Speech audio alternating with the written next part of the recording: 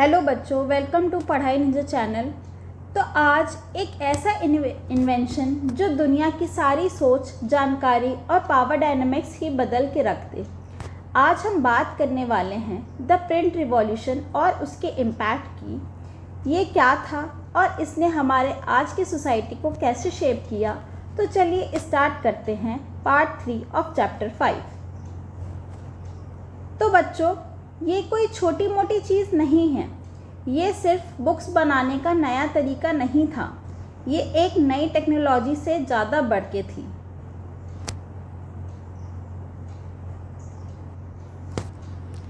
अब हम बात करेंगे the birth of a reading public.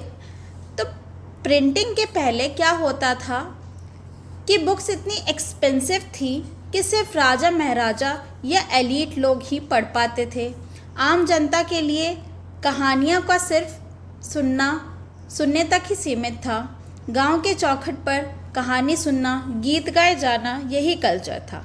पर जैसे ही प्रिंट आया उसके बाद तो धमाल ही हो गया। बुक्स सस्ती होने लगी, कई कॉपीज़ बनने लगी। अब आम आदमी भी अपनी मर्जी के किताब खरीद सकता था और धीरे धीरे सुनने वाली पब्लिक से हम पढ़ने वाली पब्लिक में बदल गई।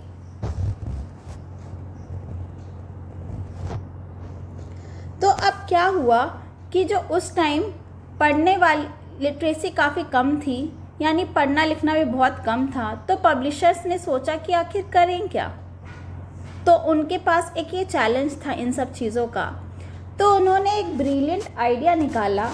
उन्होंने पॉपुलर गाने, कहानियाँ, बैलेड्स, फोक टेल्स प्रिंट करना शुरू कर दिया।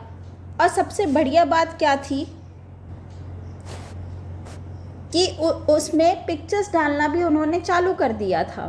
तो अब जो नहीं पढ़ सकता था वो किताब खरीद करके किसी से सुन लेता था। गांव के चौपाल या फिर शहर के टैवरन्स पर लोग ये किताबें गा के सुनाते थे। सुनो, ओरल कल्चर प्रिंट में आ गया और प्रिंट वापस ओरल हो गया। दोनों कल्चर का मिक्स हो गया। अब हम बात करेंगे रिलीजियस डिबेट और प्रिंट का एक फियर भी आ गया। अब जब नए आइडियाज़ आसानी से फैलने लगे तो कुछ लोग के अंदर डर भी आने लगा। क्यों? क्योंकि अब कोई भी, चाहे वो अथॉरिटी से एग्री ना भी करे, वो अपनी बात प्रिंट करके लोगों तक पहुंचा देता था।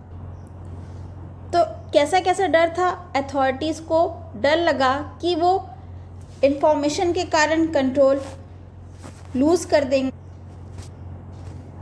और रिबेलियस और इरिलीजियस थॉट भी स्प्रेड होने लगेंगे और अथॉरिटी की जो वैल्यूएबल लिटरेचर है वो डिस्ट्रक्ट हो जाएगी। अब हम बात करेंगे प्रिंट एंड द रिफॉर्मेशन की।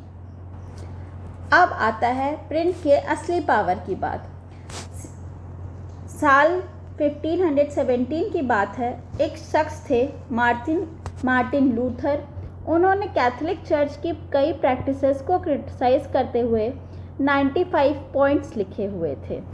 95 थीसिस इसका नाम था और उन्होंने चर्च के दरवाजे पे चिपका दिया।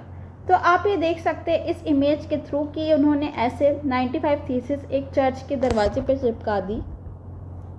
लेकिन असली मैजिक यहाँ था। उस चिट्ठी की कॉपीज़ काफ़ी ज़्यादा प्रिंट हो गई और दूर दूर फैल गई। यूरोप में आग की तरह फैल गई। इतनी चर्च अंदर से ही टूट गया।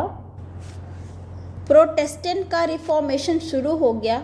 लूथर की 5000 कॉपीज़ कुछ ही हफ्तों में भी बिक गईं। लूथर ने खुद कहा था कि प्रिंटिंग भगवान की सबसे अच्छा तोहफा है।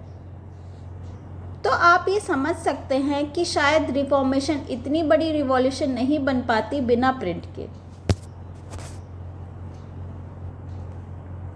अब चर्च ने जब ये देखा कि एक कॉमन माइलर यानी चक्की वाला भी, नाम था मेनोकियो नाम का एक चक्की वाला था, बाइबल को अपने तरीके से इंटरप्रेट कर रहा था, तो उन्होंने अपना काउंटर अटैक शुरू कर दिया। तो ऐसे चर्च का रिएक्शन क्या हुआ कि इंक्विजिशन शुरू हुई, लोगों को सज़ा दी गई और सबसे बड़ा कदम उन्होंने एक लिस्ट बनाई इंडेक्स ऑफ प्रोहिबिटेड बुक्स की, यानी कि कौन सी किताबें गैर कानूनी हैं। मतलब अगर आपकी किताब उस लिस्ट में आ गई तो गेम ओवर। प्रिंट ने फ्रीडम दी तो अथॉरिटीज़ ने कंट्रोल करना सीख लिया था। तो दोस्तों, ये थी प्रिंट रिवॉल्यूशन की कहानी। इसने नॉलेज को डेमोक्रेटाइज्ड कर दिया था, आम आदमी को आवाज़ दी, दुनिया को रिफॉर्मेशन जैसी मूवमेंट दी और हमें सिखाया कि नई टेक्नोलॉजी हमेशा सोसाइटी को हिला के रहती है। यही रिवॉल्यूशन हमारे आज के इंटरनेट, सोशल मीडिया की स्ट्रॉन्ग फाउंडेशन है। सोचिए, आज अगर हम कुछ भी शेयर कर पाते हैं तो उसकी शुरुआत यहीं से हुई थी। तो बच्चों, वीडियो पसंद आया हो तो लाइक करिए। प्रीवियस पार्ट आप प्लेलिस्ट में जाके देख सकते हैं। कोई डाउट हो तो कमेंट करिए और सब्सक्राइब करिए पढ़ाई निंजा को। Thank you for watching the video. Keep learning. जय हिंद।